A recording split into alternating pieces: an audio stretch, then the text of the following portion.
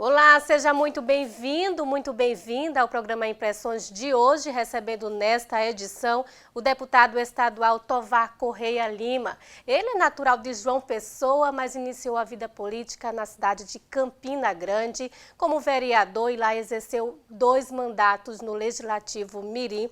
Isso e muito mais, vamos saber a partir de agora.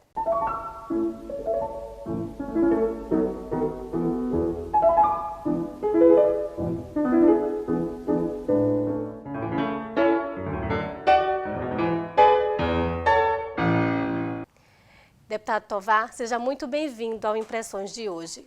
Eu agradeço a você, agradeço a todos os telespectadores, a todos aqueles que emprestam as suas atenções para que a gente possa estar aqui conversando um pouco, estar explicando um pouco, estar se expondo para que as pessoas possam conhecer a nossa história. E em Campina Grande foi eleito vereador em 2008 para o primeiro mandato e lá, consequentemente, foi reeleito. Isso. Vamos contar um pouquinho dessa história, já que a sua vida iniciou em João Pessoa? Olha só, eu nasci, como você falou no começo, em João Pessoa e cedinho ainda, muito novinho, me mudei para o sertão por conta dos meus pais, depois Campina Grande. Em 2004 eu fui candidato a primeira vez. Muita gente não lembra dessa história. Eu tive 2.200 votos na época e perdi, conta de legenda e etc. Perdi. Eu digo inclusive que foi um recado assim da própria vida para dizer, olha, perdeu para que você aprenda um pouco, crie maturidade e possa se eleger numa próxima oportunidade. Em 2008 fui candidato a vereador mais uma vez, me elegi. Depois de 2012 fui candidato à reeleição, me reelegi. E aí em 2014 eu disputei para deputado estadual e estou aqui já no terceiro mandato, né, porque é 14, 18 e agora 22, terceiro mandato como deputado estadual. E uma vida política ascendente, já exercendo o terceiro mandato como deputado estadual, se consolidou politicamente e hoje exerce um brilhante mandato, uma continuidade no parlamento paraibano. Como é essa transição ascendente, deputado?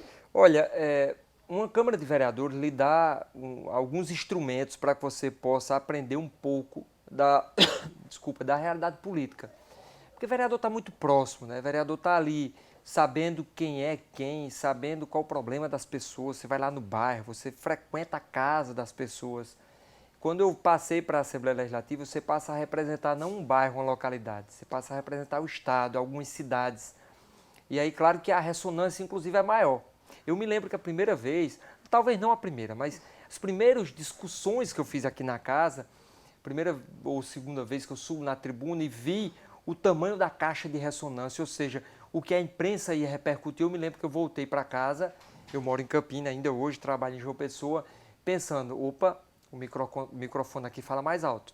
É porque a maturidade política que uma Assembleia Legislativa ela termina absorvendo, ela é bem maior do que as câmaras.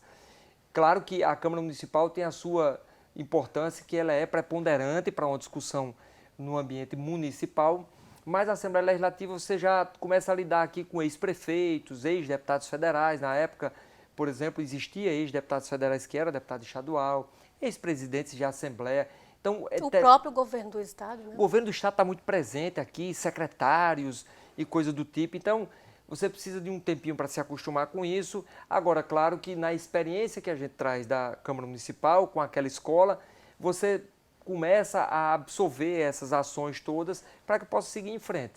Cresceu em Campina Grande, lá formou uma base de amigos, né, que lhe reconheceu como um popular do bairro, podemos assim dizer. Isso. E isso conquistou lá o pessoal e conquistou a Paraíba aí já no terceiro mandato, ocupando frentes parlamentares, comissões também. Como é exercer esse papel dentro da Assembleia Legislativa? Olha, eu sempre gostei muito de trabalhar.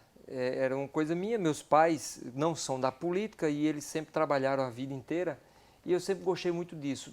Não deixar, eu dizia sempre na escola, por exemplo, antes de ser político, eu não quero que ninguém fale de mim, né? Que as pessoas me reconheçam pela parte positiva, pelo que eu fiz e não porque eu estou tentando omitir alguma coisa.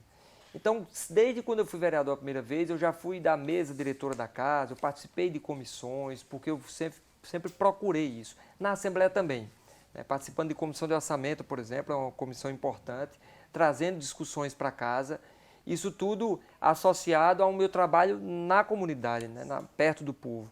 Eu tive a oportunidade de ser secretário algumas vezes, deixando o mandato de vereador para ser secretário, ou de deputado para ser secretário em Campina, e de fazer ações, de executar ações de calçamentos, asfaltamentos, enfim, melhoramentos de infraestrutura que a gente consegue fazer, termina sendo associado à sua atividade parlamentar, política, e tudo isso faz com que a gente vá acumulando bagagem. Se você me pergunta hoje o que eu ganhei com tudo isso, foi uma mochila cheia de experiências que eu vou colocando aqui atrás, experiências que eu tive em discussões, em debates, em desavenças, aqui na própria casa, faz parte isso, na defesa de um determinado tema que eu tenho uma opinião contrária a um outro deputado, isso faz parte e tem que fazer parte mesmo, é assim no Japão, é assim na Inglaterra, é assim no mundo inteiro, e aí tudo isso faz com que a gente vá ganhando experiência, vá crescendo, vá criando corpo para que a gente possa cada vez mais representar os paraibanos.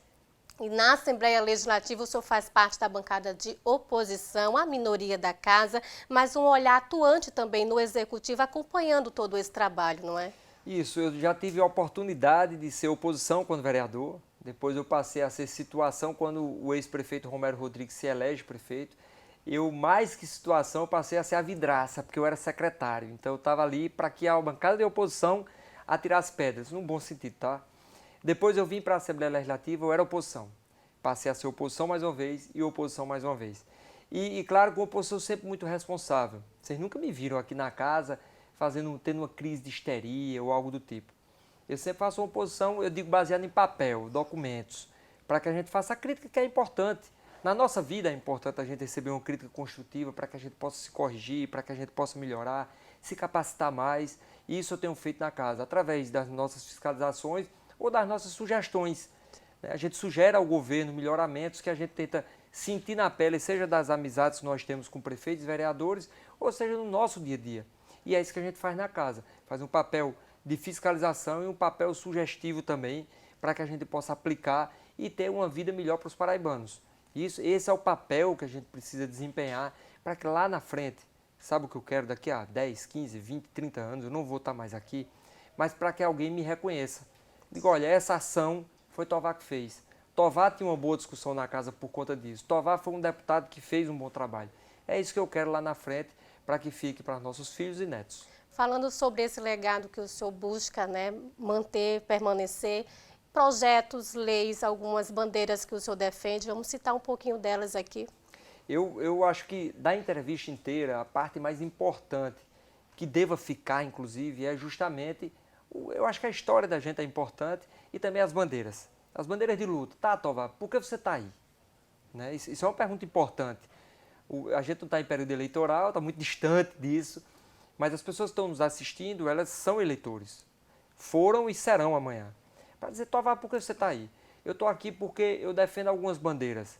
A bandeira do autismo, por exemplo, as pessoas com doenças raras, as pessoas com câncer. Eu destino, por exemplo, emendas. A maior parte das minhas emendas são para essas instituições. São instituições do terceiro setor, sejam as APAES, os hospitais que cuidam de câncer, as instituições que cuidam de pessoas com doenças raras, dos autismos, do síndrome de Down. Eu faço com que elas se sintam representadas aqui na casa. Além do mais, o esporte, eu sou um desportista amador, então eu defendo muito o setor e tenho uma bandeira sempre muito bem hasteada no mandato. E o empreendedorismo. Quando eu falo empreendedorismo, eu falo daquele que gera emprego e renda do país, do Estado, para que a gente possa desburocratizar. Ou seja, o que é que eu quero? Eu quero tentar fazer com que a política, seja no legislativo ou no executivo, não atrapalhe, facilite. Crie caminhos, ambiente de negócios, para que as pessoas possam, seja do exterior, vir aqui para Paraíba, gerar emprego e renda, fazer a nossa população ter o seu pão de cada dia, ter o seu trabalho digno e sustentar a sua família. Inclusive, o senhor faz parte da Frente Parlamentar do Empreendedorismo, né? E fez aí uma visita gigante pelo Brejo da Paraíba, também voltado para o turismo religioso. Como foi ter essa experiência? Nós fizemos, acho que faz uns 3 ou 4 meses, não lembro bem, em algumas regiões do estado, Guarabira, Bananeiras, enfim, em várias cidades que têm um turismo religioso. Se você parar para pensar, Juazeiro do Norte, se vocês não tiveram a oportunidade de ir, vive praticamente em torno do turismo religioso. E Aparecida do Norte, lá em São Paulo, eu já tive a oportunidade também de ir, é o turismo religioso. E a gente tem aqui na Paraíba, seja a estátua lá do Frei Damião, eu ia dizer Frei Martinho, Frei Damião, lá em Guarabira, seja o Cruzeiro de Roma, que fica já ali entre Bananeiras e Remígio, fica mais perto de Remígio. Ou seja, nós temos ambientes, aliás, desculpa, o Cruzeiro de Roma fica em Bananeiras. Desculpa. Nós temos ambientes que conseguem fazer com que a Pedra Santo Antônio, lá em Fagundes, a Pedra Santo Antônio todo... O Mosteiro de Fátima em Araruna. E Araruna, nós visitamos tudo isso. E todos esses ambientes que fazem o turismo religioso poderia e poderá, aí já tem, e a gente está tentando aprimorar para que traga dividendos, para que as pessoas passem a ganhar alguma renda com aquilo. Por que não? Porque essas outras cidades ganham e nós não podemos ganhar, né? E a gente termina através do empreendedorismo, é uma vocação que nós temos. Você vê, João Pessoa hoje é uma capital hoje disputada pelo turismo nacional e regional. E né, usando dessa vocação, a gente precisa contribuir, a gente precisa fomentar, precisa ajudar para que a gente possa crescer e evoluir. E também por meio do cooperativismo, né? Mas sobre isso vamos falar daqui a pouco no próximo bloco.